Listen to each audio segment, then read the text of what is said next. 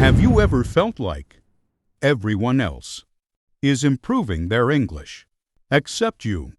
Do you sometimes wonder if all your practice is even making a difference? If that's how you feel, don't worry. Today, I'm going to give you a short story to read slowly and clearly.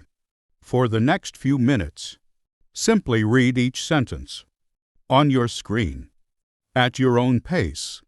This practice will help you improve your confidence, pronunciation, reading fluency, and help you become more comfortable using English every day. Take a deep breath, and let's start.